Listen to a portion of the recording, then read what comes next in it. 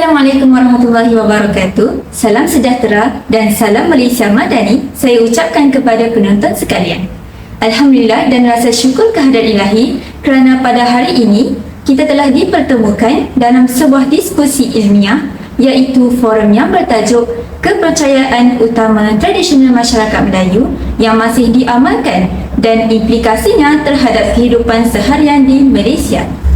Sebelum kata bersulam bicara, sebelum ilmu menusuk dada, kata orang tak kenal maka tak cinta. Sebelum kita mengupas tajuk ini dengan lebih mendalam lagi, mari kita berkenalan terlebih dahulu dengan 3 orang barisan ahli panel kita yang tidak asing lagi. Baiklah, di sebelah kiri saya, ahli panel kita yang pertama, Dr. Siti Afiqah binti Muhammad Ishak, seorang pakar sosio budaya dari Universiti Teknologi Marak. Selamat pagi, Doktor. Selamat pagi. Di sebelahnya, ahli panel kita yang kedua, Dr. Afifah binti Hebni, seorang pensyarah kanan dalam bidang pengajian Malaysia dari Universiti Pendidikan Sultan Idris UPSI. Selamat datang kepada Doktor. Terima kasih. Dan di hujung sana, ahli panel kita yang ketiga, Puan Halidah Khairul Nisa binti Khairul Anwar, merupakan timbalan pengarah Majlis Agama Islam Melaka. Selamat datang, Puan. Terima kasih. Seperti mana yang kita ketahui, masyarakat Malaysia memiliki pelbagai kepercayaan tradisional yang mencakupi budaya, agama, mitos dan tradisi etnik yang berbeza-beza. Ada yang percaya kepada perkara-perkara mistik, ada yang percaya kepada animisme, dan ada juga yang percaya kepada adat-adat warisan tradisional. Kepercayaan tradisional ini masih dihormati dan dijaga oleh sebahagian besar masyarakat Malaysia, walaupun di tengah-tengah modernisasi dan perkembangan zaman. Sebelum saya menyimpang dengan lebih jauh, bolehkah saya ajukan soalan kepada panel kita yang pertama? Apakah kepercayaan tradisional utama masyarakat Melayu menurut Doktor? Terima kasih, moderator. Amalan perhubungan merupakan sebahagian daripada kepercayaan dalam masyarakat Melayu tradisional. Sudah lama menjadi sebahagian daripada warisan nenek moyang kita. Umumnya, pengamal-amalan ini dikenali sebagai bomoh, pawang, dukun mengikut pengiktirafan yang diberikan oleh masyarakat setempat. Suatu ketika dahulu, amalan perbomohan ini sentiasa diamalkan. Bomoh merujuk kepada ahli perubatan tradisional dalam masyarakat Melayu. Antara kebolehan seorang bomoh itu termasuklah merawat penyakit. Kepakaran seorang bomoh dalam menyembuhkan sesuatu penyakit bergantung kepada penguasaan ilmu, pengalaman, kebijaksanaan yang dimiliki. Menurut Muhammad Taib Osman, ilmu perubatan tradisional yang dimiliki oleh seorang bomoh ini diperolehi sama ada melalui menuntut, mimpi atau pewarisan serta pengalaman yang diperolehi melalui alam gaib. Jika kita telaah lebih lanjut, amalan perbomohan tidak hanya memiliki fungsi sebagai kaedah penyembuhan penyakit, tetapi juga dipercayai dapat membantu dalam aspek kehidupan yang lain. Kebiasaannya masyarakat Melayu tradisional mendapatkan perkhidmatan bomoh untuk mengeratkan hubungan antara suami isteri. Isteri menggunakan amalan ini untuk merindukkan suami mereka agar patuh terhadap arahan isteri.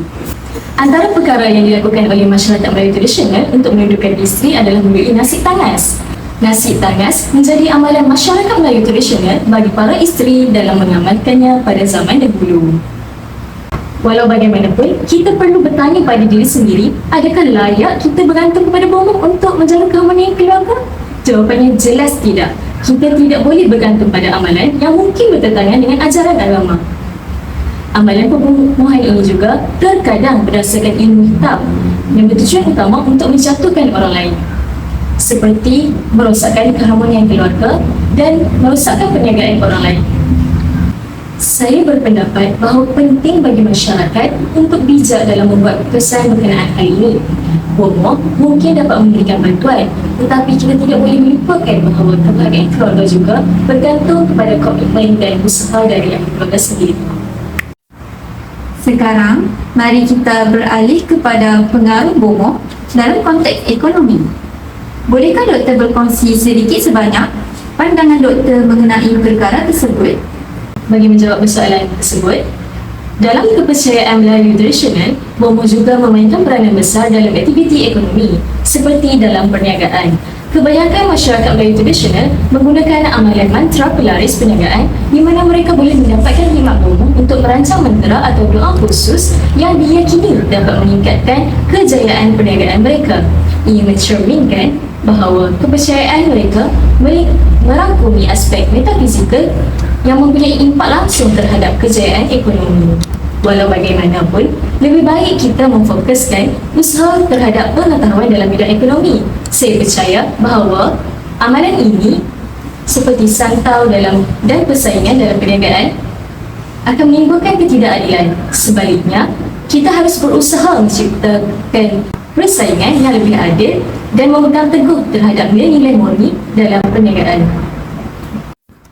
Baiklah, kita beralih kepada panel yang kedua.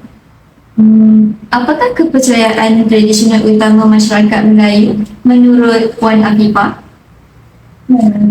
Menurut saya, kepercayaan tradisional yang utama bagi masyarakat Melayu pada masa kini adalah kepercayaan terhadap pantang larang. Berdasarkan pemerhatian dan pembacaan saya melalui kajian-kajian lepas, buku-buku, pantang larang ini merupakan suatu kepercayaan yang diturunkan dari generasi ke generasi yang seterusnya oleh orang terdahulu.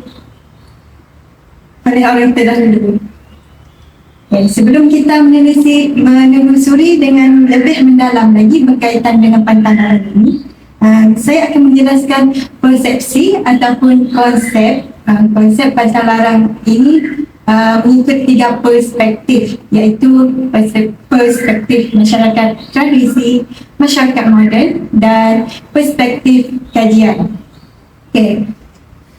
Mengikut perspektif masyarakat tradisi, pantang larang ini adalah suatu larangan yang wajib mereka patuhi, dan sekiranya mereka tidak mematuhi maka kecelakaan akan menimpa mereka. Manakala untuk perspektif kajian pula, pantang larang ini ditafsirkan sebagai sebuah nasihat yang dalam bentuk kreatif yang disampaikan kepada seseorang, ataupun larangan yang menggunakan bahasa yang sopan untuk menjaga hati orang yang mendengar nasihat tersebut. Puan Afifah, seperti yang kita sedia maklum, terdapat banyak pantang larang yang diwujudkan oleh masyarakat terdahulu. Pantang larang yang manakah yang Puan akan fokuskan dalam perbincangan ini? Saya hanya akan memfokuskan 3 larangan berkaitan anak dara. Yang pertama, larangan menyanyi semasa memasak di dapur. Dipercayai sekiranya seorang anak dara tersebut menyanyi ketika memasak di dapur, dia berkemungkinan untuk mendapat seorang pasangan ataupun suami yang lebih berusia daripada dia. Seterusnya, larangan bagi anak dara untuk duduk di depan muka pintu. Dipercayai oleh masyarakat terdahulu, sekiranya anak dara itu duduk di depan muka pintu tersebut, mereka akan lambat untuk dapat jodoh. Pantang larang yang terakhir yang sering kita dengar daripada orang tua adalah larangan makan beralih dari satu tempat ke satu tempat lain. Dipercayai sekiranya seorang anak dara melakukan perbuatan sedemikian, dia berkemungkinan untuk berkahwin lebih daripada satu kali. Baiklah, pada pandangan Puan Afifah, masih relevankah pantang larang ini diamalkan dalam kehidupan seharian yang serba moden ini? Pada pandangan saya, pantang larang ini masih relevan untuk diamalkan oleh masyarakat pada zaman kini. Ini kerana pantang larang ini mempunyai makna yang tersirat dan keindahan daripada pantang larang tersebut, keindahan makna tersebut. Contohnya, larangan menyanyi semasa memasak. Larangan ini bermaksud untuk menjaga kebersihan makanan yang dimasak dan menyenakkan daripada anak dara tersebut terlupa untuk memasak memasukkan ramuan yang sepatutnya ke dalam masakan tersebut. Untuk larangan duduk di muka pintu pula, bagi mengelakkan anak dara tersebut menghalang jalan masuk bagi orang yang nak masuk ke dalam rumah tersebut. Bagi larangan bagi anak dara untuk beralih tempat makan, banyak beralih tempat makan ni untuk mengelakkan makanan itu tertumpah dan menjaga adab makan. Baiklah, terima kasih kepada Puan Afifah atas perkongsian yang diberikan sebentar tadi. Seterusnya, kita beralih pula soalan kepada panel yang ketiga, Puan Khalidah. Menurut Puan, apakah kepercayaan tradisional utama masyarakat Melayu yang masih diamalkan? Baiklah, terima kasih kepada saudari moderator. Okey, pada pendapat saya, antara kepercayaan masyarakat Melayu tradisional yang masih diamalkan pada masa kini adalah amalan pemujaan. Okey, pemujaan atau puja ini merujuk kepada perkara yang mendewa-dewakan. Selama ini masyarakat ini mendewa-dewakan Tuhan mereka ataupun mereka menyembah sesuatu objek. Okey, daripada konteks masyarakat Melayu pula, pemujaan ini merujuk kepada memuja objek seperti tumbuhan, gunung, pokok dan sebagainya. Okey, pemujaan bukan terhadap alam sahaja, tetapi pemujaan ini berlaku terhadap kubur-kubur yang terdiri pada kubur-kubur wali, pengasas kepada kerajaan dan sebagainya. Okey, sebenarnya aktiviti pemujaan ini masih banyak dilakukan, terutamanya di negeri Melaka. Baiklah, saya yang bertindak yang bekerja sebagai timbalan pengarah telah melihat salah satu tempat yang menjadi tempat pemujaan paling aktif ataupun paling ramai datang ke Melaka ini adalah Pulau Besar Melaka. Baiklah, mengapa pulau ini menjadi kawasan pemujaan? Okey, pada mulanya pulau ini dikenali sebagai Pulau Keramat ataupun Pulau Ajaib kerana sebelum ini pulau ini menjadi tempat penyebaran agama Islam. Jadinya selepas penyebaran agama Islam berlaku, ramai wali-wali ataupun tokoh-tokoh agama ini meninggal dan dikuburkan di situ. Jadinya seperti yang saya telah kata tadi, pemujaan ini boleh berlaku pada kubur-kubur orang yang terdiri pada wali-wali dan sebagainya. Jadinya di Pulau Besar terdapat banyak kubur, antaranya ialah Sultan Arifin yang dikatakan merupakan keturunan Rasulullah yang ke-18. Selain itu, kita juga ada kubur Syarif Barutsia, dan selebihnya ialah kubur pendekar yang dikatakan pernah mengamalkan ilmu gaib seperti Tok Janggut, dan terdapat juga kuburnya di Kebayan. Melalui penemuan barang-barang seperti colok dan lilin itu jelas menunjukkan bahawa amalan pemujaan ini masih berlaku di kawasan Pulau Besar Melaka. Hal ini kerana masyarakat tempatan percayai bahawa dengan perantaraan orang mati, mereka dapat menyampaikan ataupun orang mati ini dapat menyampaikan hajat mereka kepada Tuhan, dan ini menunjukkan bahawa orang mati yang terdiri daripada mungkin pendekar ataupun wali-wali Allah ini menjadi perantaraan yang dapat membantu, sedangkan ia agak bertentang, bukan agak tetapi memang bertentang dengan ajaran agama Islam kita. Baiklah Puan, selain daripada amalan pemujaan kubur, bolehkah Puan kongsikan amalan pemujaan yang lain? Setakat ini saya berpendapat bahawa amalan pemujaan yang lain adalah amalan pemujaan semangat. Okey, pertama sekali, semangat ini ialah aspek paling utama dalam kepercayaan animisme. Sebelum kedatangan Islam, kita tahu bahawa masyarakat tempatan ataupun penduduk tempatan ini mengamalkan ataupun menganut ajaran animisme seperti menyembah tumbuh-tumbuhan, menyembah hewan dan menyembah alam. Okey, jadinya mereka berpendapat bahawa semangat ini mempunyai sifat yang sama seperti manusia, seperti marah dan lapar. Jadi jika dikaitkan dengan Pulau Besar Melaka ini, pulau ini dikatakan mempunyai semangat. Antara objek yang dikatakan mempunyai semangat adalah pokok yang digelar sebagai pokok lisula. Pokok lisula ini mempunyai sejarah tersendiri, tapi penduduk tempatan berasa untuk mengekalkan pokok itu ataupun semangat pokok dan semangat pulau itu, mereka harus memuja untuk mengekalkan semangat pulau tersebut, mereka harus memuja pokok tersebut. Apa bukti yang dapat dilihat dari pemujaan semangat ini? Baiklah, bukti pemujaan yang berlaku, pemujaan ataupun pemujaan semangat yang berlaku pada pulau ini ataupun pada pokok di sudut itu adalah bukti adalah penemuan kain berwarna kuning ataupun selalunya mereka ikatkan dengan kain perca berwarna kuning pada pokok, dan selain itu mereka juga ada meletakkan kulit kuning di sekitar pokok tersebut sebagai tanda mereka memuja ataupun memuja semangat pokok tersebut lah. Itu sahaja daripada saya mengenai amalan pemujaan ini. Baiklah, kita beralih kepada pusingan yang kedua. Saya akan ajukan soalan ini kepada panel kita yang kedua, iaitu Puan Afifah.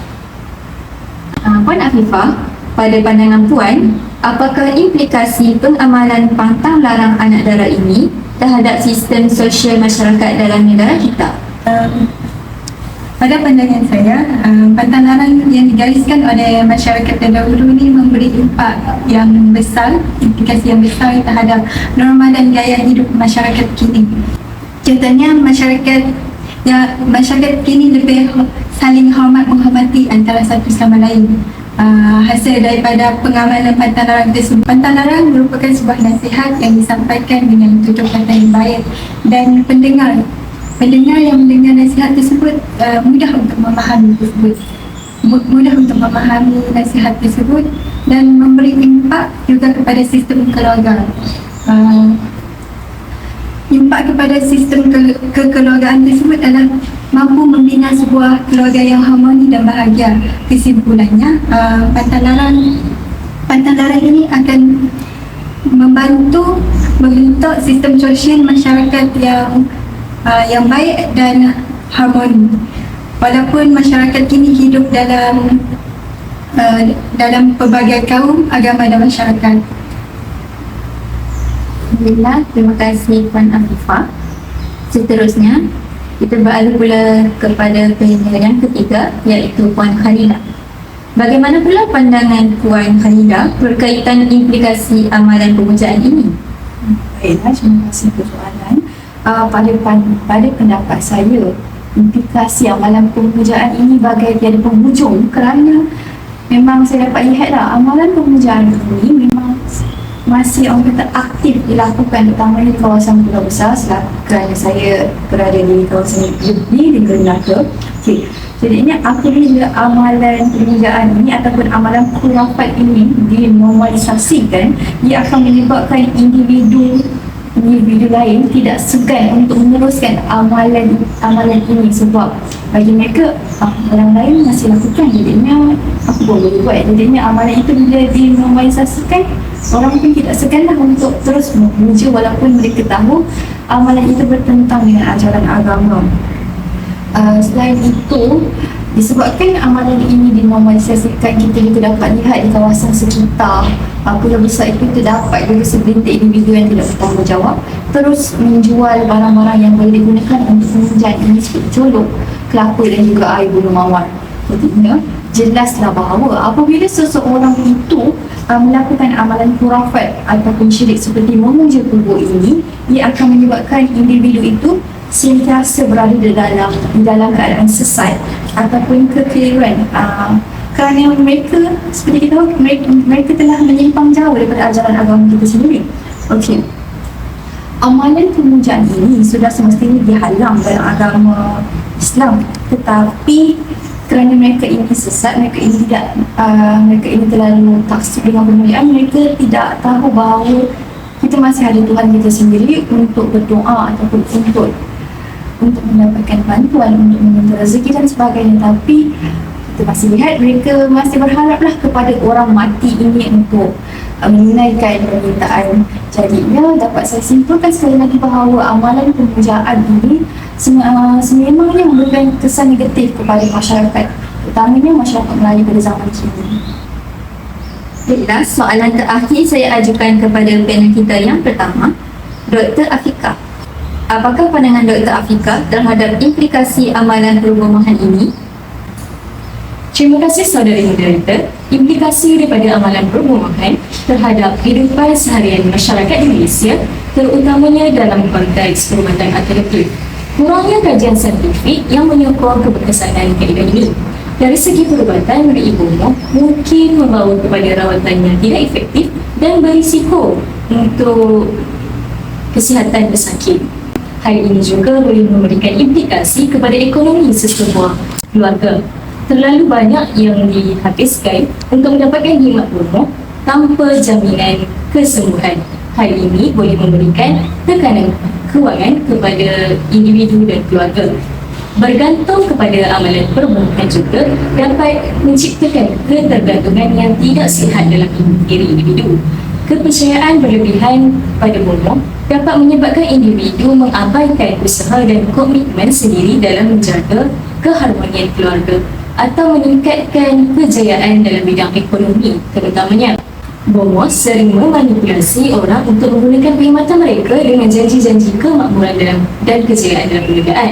Hal ini boleh mengakibatkan penipuan dan kesan jangka panjang terhadap perkembangan ekonomi individu tersebut.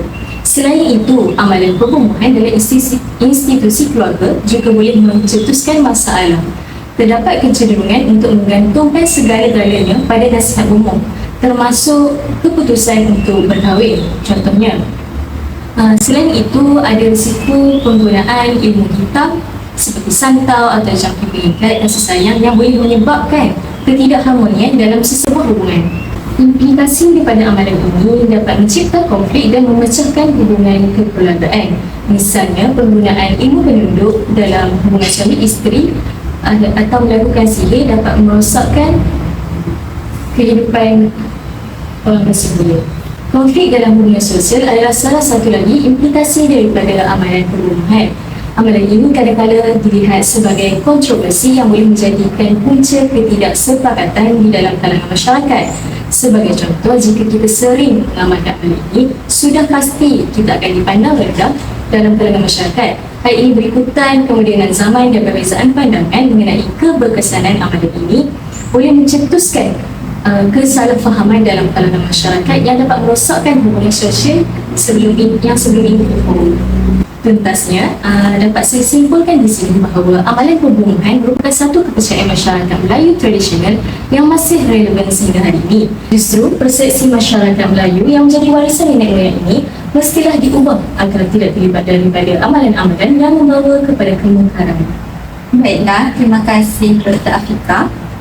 Setelah mendengar hujah yang amat bermanfaat daripada ketiga-tiga panel kita yang hebat ini, kita menjemput panel yang dibawa khas daripada United Kingdom, iaitu Prof. Dr. Anis Shazwani binti Mat Yunus. Beliau merupakan doktor falsafah dalam bidang antropologi dari University Oxford. Beliau tidak dapat hadir menyertai diskusi kita pada hari ini, namun kita bawakan khas menerusi layar kaca. Mari kita dengarkan perkongsian dan pendapat beliau. Terima kasih kepada moderator dan juga penganjur sesi forum pada hari ini kerana menjemput saya sebagai ahli panel dalam program ini. Okey, jadi pada hari ini saya akan berkongsi sedikit info tentang kepercayaan tradisional masyarakat Melayu di Malaysia terhadap pengaruh Hindu-Buddha. Saya akan menerangkan sedikit tentang pengaruh Hindu-Buddha dalam masyarakat Melayu pada zaman kita sekarang tu. Jadi, alam Melayu di Malaysia ni kaya dengan adat dan juga budaya yang unik, dihiasi dengan pelbagai pengaruh animisme Hindu, Buddha serta Islam. Sedikit demi sedikit mengikut peredaran zaman meresap ke dalam kehidupan masyarakat Melayu. Okay. Jadi bermulanya dengan kepercayaan animisme oleh masyarakat Melayu, kemudian kedatangannya agama Hindu dan Buddha ke tanah Melayu dari India pada seawal kurun ketiga sebelum Masihi, serta Islam dari Timur Tengah pada kurun ke-13. Ketiga-ketiga kepercayaan ini mempengaruhi adat resam, bahasa, tutur kata dan juga gaya hidup serta kehidupan sosial masyarakat Melayu di Nusantara sekaligus merubah sistem kepercayaan masyarakat Melayu. Seterusnya pula saya akan menerangkan tentang kepercayaan animisme. Kepercayaan animisme di alam Melayu ini telah bermula sejak awal peradaban bangsa Melayu. Sejak manusia Proto-Melayu dari selatan Yunan pada sekitar tahun 1000 Masihi sehinggalah gelombang migrasi kedua Deutero-Melayu pada tahun 300 sebelum Masihi dari selatan Vietnam dan Kemboja, membawa sekaligus agama dan pengaruh Hindu serta Buddha ke tanah Nusantara. Percampuran adat dan budaya baharu yang dibawa oleh masyarakat Deutero-Melayu telah sedikit demi sedikit menenggelamkan kepercayaan mereka terhadap animisme. Maka bermulalah satu zaman baharu di mana Hindu dan Buddha sebagai agama rasmi hampir setiap kerajaan Melayu pada ketika itu. Okey, jadi asimilasi kebudayaan ini bertambah rancak apabila kerajaan Melayu dahulu mulai berkembang dan mulai menjalinkan hubungan dengan kerajaan di India. Kerajaan Melayu pada awalnya amat dipengaruhi dengan kebudayaan India. Adat dan budaya India mulai masuk ke Nusantara pada seawal kurun ketiga sebelum Masihi dan memuncak pada kurun keempat hingga kelima semasa era dinasti Pallava di selatan India. Asimilasi antara kedua empayar ini telah memperkenalkan adat budaya, gaya hidup, bahasa penulisan serta seni bina yang dipengaruhi oleh budaya Hindu dan Buddha. Pada masa yang sama, kerajaan Melayu juga turut menjalinkan hubungan perdagangan dengan kerajaan di China seawal kurun pertama sebelum Masihi. Okey, baik. Seterusnya saya akan jelaskan dari segi apa pengaruh Hindu-Buddha amat ketara dalam kebudayaan Melayu. Pengaruh Hindu dan India dalam kebudayaan Melayu amat ketara dari segi kepercayaan, bahasa, penulisan serta seni bina. Agama Hindu dan kemudiannya Buddha diterima oleh raja dan kemudiannya hampir ke semua masyarakat Melayu. Raja merupakan faktor yang utama dalam penyebaran agama Hindu dan Buddha di tanah Melayu. Orang Melayu kuat beradat. Raja merupakan simbol penyatuan serta keagungan bangsa Melayu. Rakyatnya pula taat dan patuh dengan raja tanpa berbelah bagi. Jika raja mengambil Hindu sebagai agama, maka hampir seluruh rakyatnya juga berbuat sedemikian. Terdapat hampir 30 kerajaan-kerajaan Melayu yang kecil wujud di Nusantara pada kurun ketiga dan juga kurun kedua Masihi, dan rata-ratanya mengangkat Hindu dan Buddha sebagai agama rasmi negara. Kerajaan Langkasuka dan Gangga Negara sebagai contohnya. Okey, jadi pada mula kedatangan Hindu-Buddha ke tanah Melayu, orang Melayu mempunyai sistem bahasa dan penulisan yang tersendiri. Bahasa Melayu terawal direkod berkemungkinan daripada keluarga bahasa Proto-Melayu Polinesian yang ditutur oleh kebanyakan masyarakat Austronesia di Timur Tenggara Asia sejak sekitar tahun 2000 sebelum Masihi. Bahasa Melayu kuno ini mengalami perubahan setelah kedatangan Hindu-Buddha yang kemudiannya berkembang menjadi bahasa Melayu tua pada kurun ke-7 sehingga ke-14 Masihi. Terdapat beberapa sistem tulisan yang berbeza diguna pakai bagi menulis di dalam bahasa Melayu tua. Walau kebanyakan penulisan bahasa Melayu tua ditulis menggunakan sistem penulisan berasaskan skrip Pallava, masyarakat Melayu di Nusantara juga telah membangunkan beberapa sistem penulisan yang tersendiri, iaitu skrip Rencong, Rejang, Batak, Lontara, Kawi, Sunda Tua dan Bain-Bain adalah antara beberapa sistem penulisan yang digunakan pakai oleh masyarakat di Nusantara. Okey. Seterusnya, Hindu-Buddha bukan sahaja mempengaruhi sistem kepercayaan, bahasa serta penulisan masyarakat Melayu. Malah, ia turut memperkenalkan bentuk seni bina dan juga adat budaya daripada India. Pengaruh seni bina Hindu-Buddha boleh dilihat pada bentuk binaan kompleks keagamaan maupun pada binaan istana kerajaan Melayu dahulu. Kompleks keagamaan seperti Candi Lembah Bujang di Kedah, Borobudur di Jawa Tengah, Candi Muara Takus di Sumatera dan Batu Jaya di Jawa Barat adalah beberapa contoh bentuk seni bina yang dipengaruhi oleh seni bina Hindu-Buddha. Kompleks Tanah Raja pada era Sailendra, Sriwijaya maupun era Majapahit juga dipengaruhi dengan seni ukiran Hindu-Buddha, di mana ukiran patung-patung dewa serta dewi dari kepercayaan Hindu-Buddha menjadi perhiasan utama dalam setiap pembinaan istana.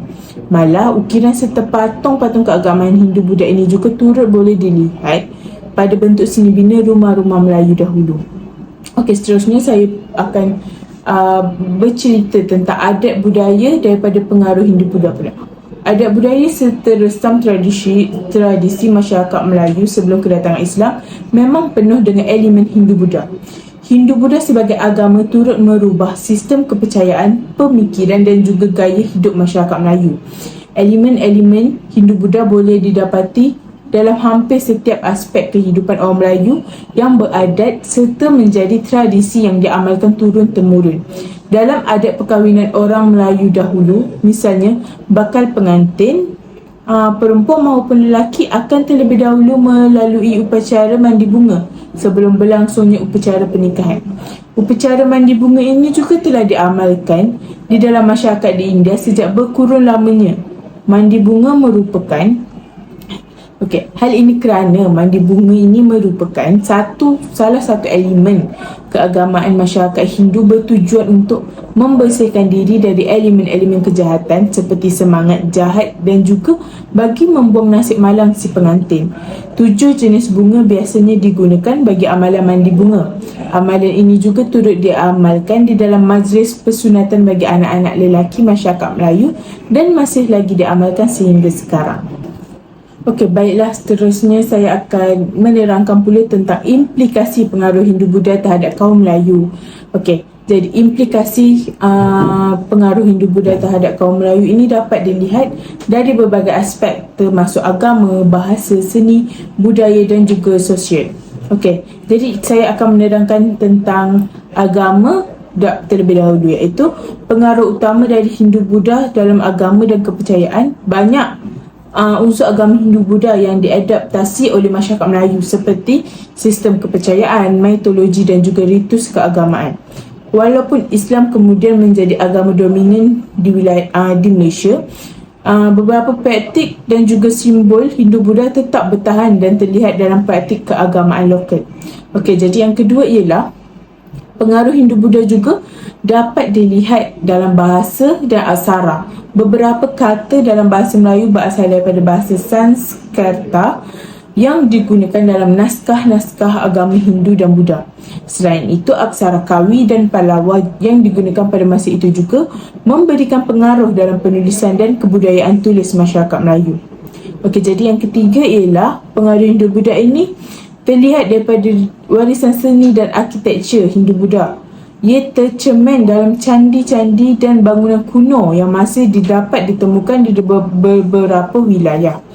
Termasuk meskipun banyak daripada mereka terletak di pulau-pulau tenggara seperti Jawa dan Sumatera, tapi motif-motif seni seperti patung-patung Buddha dapat dilihat sebagai bukti pengaruh ini. Okey, seterusnya ialah beberapa kalender dan juga tradisi keagamaan dalam masyarakat Melayu mungkin masih mencerminkan pengaruh Hindu-Buddha. Perayaan-perayaan atau upacara keagamaan tertentu yang berasal daripada masa tersebut dapat bertahan dan diadaptasi ke dalam tradisi Islam. Okey, sebagai contoh yang saya terangkan tadi, masyarakat Melayu sekarang memberi pilihan kepada pengantin lelaki ataupun perempuan perlu mandi bunga sebelum majlis pernikahan mereka. Hal ini terjadi apabila masyarakat Melayu ini terpengaruh daripada pengaruh Hindu-Buddha. Kerana pengaruh Hindu-Buddha mengamalkan upacara mandi bunga ini setelah berkurun lamanya kerana ingin membuang nasib buruk dan juga aura negatif yang ada dalam diri pengantin. Okey, jadi di situ kita dapat lihat pengaruh Hindu-Buddha ini amat ketara dalam masyarakat Melayu.